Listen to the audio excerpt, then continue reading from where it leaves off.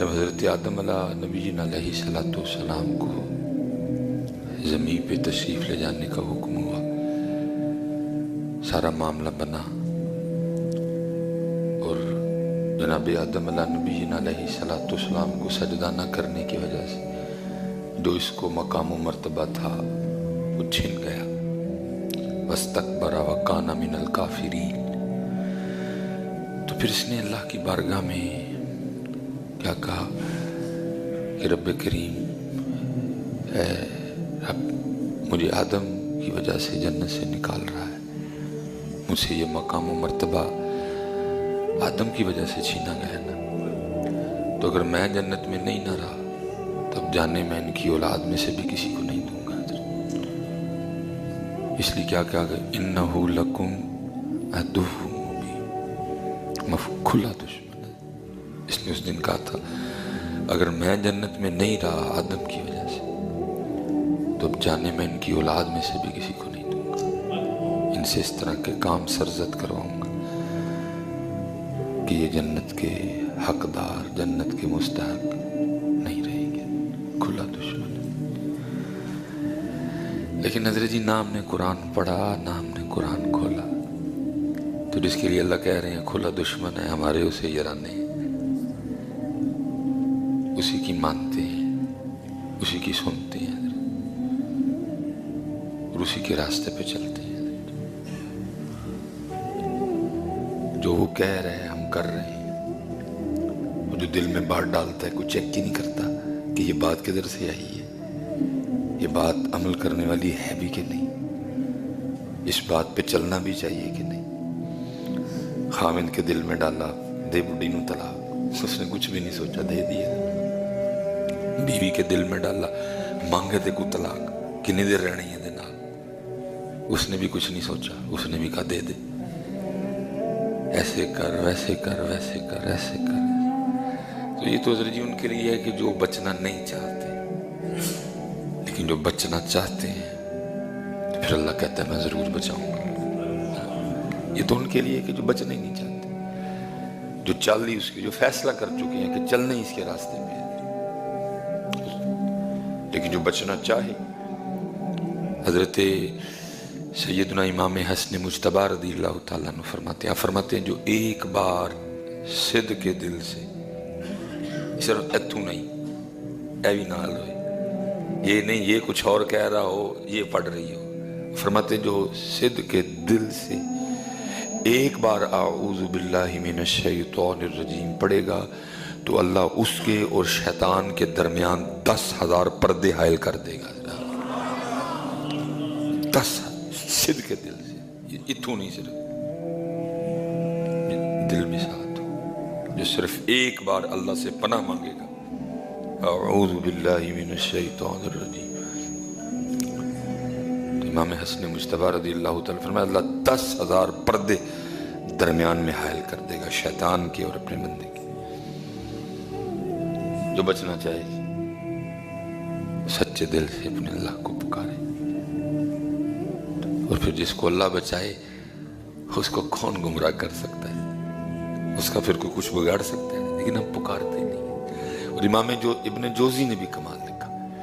آپ فرماتے ہیں تو اپنے کسی دوست سے ملنے چلا گیا، جب تو اس کے دروازے پہ پہنچا تو اس کے دروازے پہ ایک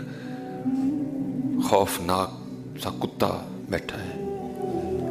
اب وہ تجھے اندر نہیں جانے دے رہا، جب تو اندر جانے کی کوشش کرتا ہے وہ تجھ پہ بھونکتا ہے، وہ تجھ پہ جھپٹتا ہے، ٹھیک ہے، تو اب تو کیا کرے گا، اس کتے سے جھگڑے گا؟ تو جھگڑ ہی نہیں سکتا اس سے۔ اس کا آسان سا طریقہ ہے تو اپنے دوست کو آواز دے جس کے تو گھر آیا، وہ جب باہر آئے گا وہی کتا جو تھوڑی دیر پہلے تجھ پہ جھپٹ بھی رہا تھا، تجھے کاٹنے کی پوری کوشش کر رہا تھا، اس نے صرف ایک بار اس کو کہنا ہے بیٹھ آرام سے،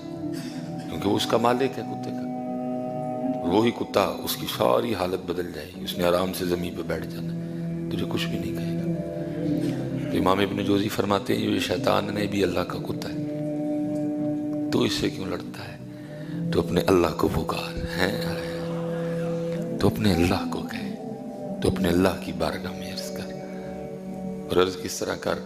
اعوذ باللہ من الشیطان الرجیم، اعوذ باللہ من الشیطان الرجیم۔ کبھی پکار تو صحیح، کبھی سچے دل سے اس کو، یہ تو شیطان کا رولا ڈال رہا ہے، یہ سارے رولے تو بھول جائے گا۔ پھر بڑے بڑے بزرگوں پہ اس نے بڑی بڑی کوششیں کی، لیکن جس کو اللہ نے بچایا یہ پھر اس کا بگاڑ کچھ نہیں سکا۔ حضرت خود کہہ رہے ہیں، خود کہتا ہے وَلَا أُغْوِيَنَّهُمْ أَجْمَعِينَ، کسی کو نہیں چھوڑوں گا، سب کو گمراہ کروں گا۔ وَلَا أُغْوِيَنَّهُمْ أَجْمَعِينَ، کسی کو نہیں چھوڑوں گا، مصباحی پہ بھی پورا زور لگاؤں گا، کیونکہ مجھ پہ تو بڑا زور، میں آپ کو کیا بتاؤں، بس بعض دفعہ تو بالکل قریب، لیکن وہ پھر کرم کر کے اس طرح نکالتا ہے جیسے مکھن سے بال نکالتے ہیں۔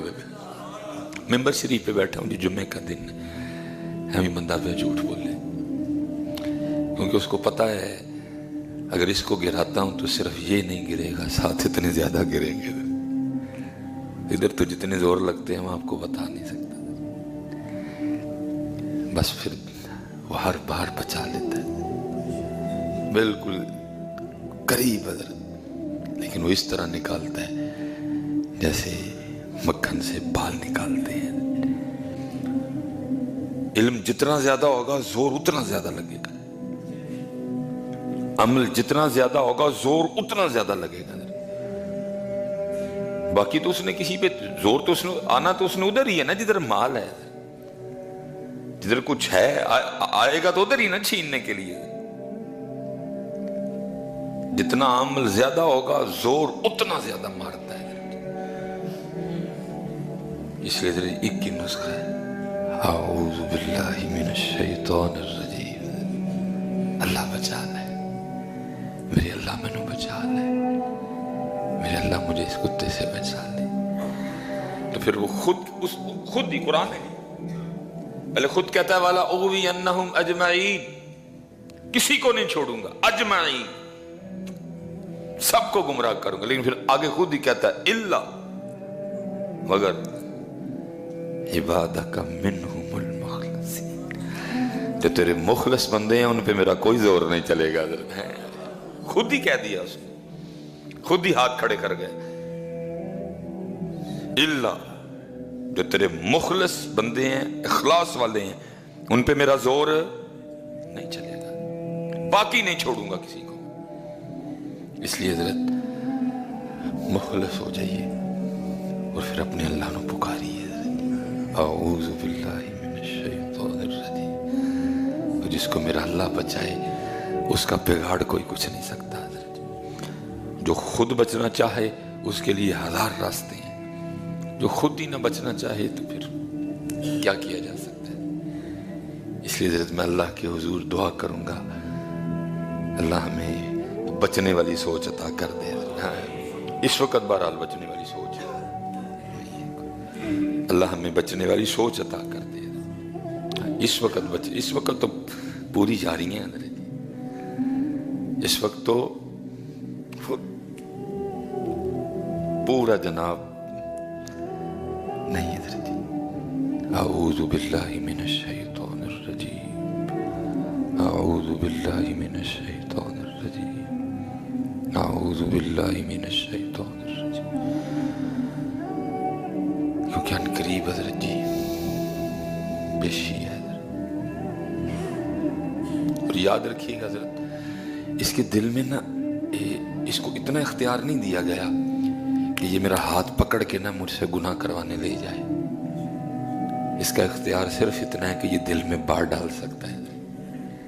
اس سے زیادہ کچھ نہیں کر سکتا۔ بس یہ ہم سے جج نہیں ہوتا کہ یہ جو بات آئی ہے یہ قابل عمل ہے کہ نہیں ہے، بس بات آئی فوراً دے طلاق، ہو گئی طلاق، اس طرح ہو نہیں رہا۔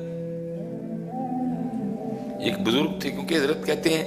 ہر بندے کے ساتھ ایک شیطان بھی ہے، ایک فرشتہ بھی ہے۔ یہ مفہوم ہے کہ جب ہم رات کو اپنی چارپائی پہ لیٹتے ہیں نا سونے کے لیے، دائیں جانب فرشتہ کھڑا ہوتا ہے اور بائیں جانب شیطان۔ اگر تو ہم اللہ کا ذکر کر کے سوتے ہیں تو پھر شیطان کہتا ہے اب تو نے اللہ کو پکار لیا، اب تو اللہ کی پناہ میں، اب میں تیرا کچھ نہیں بگاڑ سکتا، اس لیے میں جا رہا ہوں۔ پھر ساری رات دائیں جانب فرشتہ بندے کی حفاظت کے لیے کھڑا رہتا ہے۔ اگر بندہ اللہ کا ذکر کرتے ہوئے نہیں سوتا تو پھر کیا ہوتا ہے؟ پھر وہ فرشتہ چھوڑ کے چلا جاتا ہے اور بندے کی ساری رات شیطان کے ساتھ گزرتی ہے۔ بندے کی ساری رات شیطان کے ساتھ گزرتی ہے۔ بندے کی ساری رات شیطان کے ساتھ ہے۔ بندے کے ساتھ فرشتہ بھی ہے، اور فرشتہ اچھی بات ڈالتا ہے، اور شیطان، بس ہم سے یہ جج نہیں ہوتا کہ فرشتے والی کون سی ہے اور شیطان والی کون سی ہے۔ ایک بزرگ تھے، وہ ایک دن اپنے پیر و مرشد کے ساتھ کہیں جا رہے تھے، تو راستے میں پیر و مرشد کا جوتا ٹوٹ گیا۔ اب وہ سردی بڑی تھی حضرت جی، اب وہ ننگے پاؤں نہ چل رہے تھے، تو مرید کے دل میں خیال آیا کہ میں اپنی چادر پھاڑ کے نا تو شیخ کے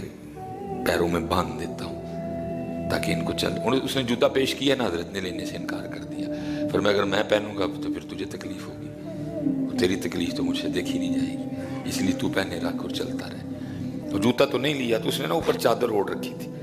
تو دل میں خیال آیا کہ یہ چادر پھاڑ کے نا شیخ کے پیروں میں باندھ دیتا ہوں۔ چلو جوتا تو آپ نے قبول نہیں کیا، تو آپ کے پاؤں سردی کے اثر سے محفوظ رہیں گے۔ ساتھ ہی دوسری بات دل میں آئی، جو تو چادر انہاں دے پیراں چ باندھ دے گا تو آپ پہ ٹھنڈ نہ مر جائے گا۔ اس نے چادر نہیں باندھی۔ اسی مقام پہ پہنچے، شیخ کے پاؤں گرم کیے گئے۔ اب وہ مرید اپنے شیخ سے پوچھتا ہے، حضرت کہتے ہیں جی بندے کے ساتھ ایک فرشتہ بھی ہوتا ہے اور ایک شیطان بھی ہوتا ہے، فرشتہ اچھی بات ڈالتا ہے، شیطان غلط بات ڈالتا ہے، تو کیسے پتہ چلے کہ کون سی بات شیطان کی طرف سے اور کون سی فرشتے کی طرف سے؟ فرمایا وہ جو تیرے دل میں خیال آیا تھا نا کہ چادر پھاڑ کے شیخ کے پیروں میں باندھ دے، وہ فرشتے کی طرف سے تھی، اور جو پھر خیال آیا تھا نا جو چادر بننے گا پہ ٹھنڈ نہ مر جائے گا، وہ شیطان کی طرف سے تھی۔ تو دونوں اپنا اپنا کام کرتے، لیکن ہم اکثر حضرت، آپ دیکھیں نا حضرت، آپ کوئی بھی ہم اللہ عنہ محفوظ رکھے، غلط کام کرنے نکلیں، خیال آتا ہے نہ کر، آتا ہے نا جی خیال، پکی بات ہو ہی نہیں سکتا۔ میں کہتا ہوں برے سے برا بندہ بھی یہ نہیں کہہ سکتا کہ مجھے نہیں خیال آتا۔